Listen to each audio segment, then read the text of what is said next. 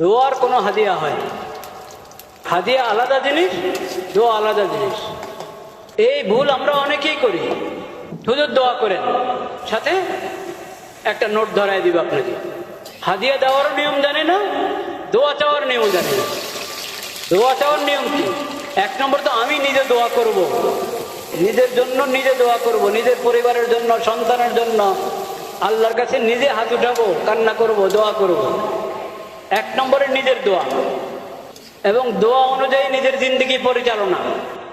মুসিবতে পড়লাম, হাত উঠায় দোয়া করলাম, কিন্তু আল্লাহর বিধান মানি না। আল্লাহ তো দোয়ার বিধান দেওয়ার সময় বলেছেন, ওয়াইদা সাআলাকা ইবাদি আন্নী ফাইন্নী করিব উজিবু দাওয়াতাদ দাঈ ইযা দাআন ফালিয়াস্তাজিবু লি ওয়ালিয়ুমিনু বি লাআল্লাহুম ইয়ারশুদুন। আমি তোমাদের দোয়া সাড়া দিব, তোমাদের দোয়া কবুল করব, তোমরাও আমার ডাকে সাড়া দাও।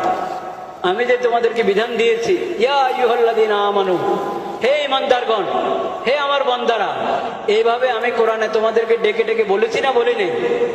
বলেছি। এই আমল করো এবং এই পাপ ছাড়ো, তোমরা আমার ডাকে সাড়া দাও।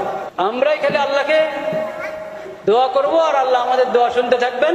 আল্লাহর ডাকে আমাদের সাড়া দিতে হবে না, নাউজুবিল্লাহ। এই একতরফা কারবার চলে না। নিজের দোয়া নিজে করতে হবে এবং আল্লাহর ডাকে সাড়া দিতে হবে। 3 নম্বরে হলো আপনি কারো কাছে দোয়া চাবেন, হুজুর আমার জন্য একটু দোয়া করেন, ভাই আমার জন্য একটু দোয়া করেন। আমাদের নবীজি সাল্লাল্লাহু আলাইহি ওয়াসাল্লাম দোয়া চেয়েছেন।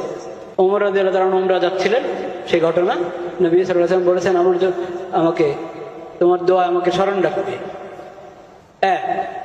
এটা হলো দোয়ার বিষয়। হাদিয়া এটা সম্পূর্ণ আলাদা। হাদিয়া দিবেন, হাদিয়া মহব্বতের জন্য, ইকরাম হিসাবে দেওয়া হয় একজনকে, মহব্বতের দাবিতে। এটা সদকা না। সদকা আর হাদিয়া এক জিনিস না। সদকা আলাদা, হাদিয়া আলাদা।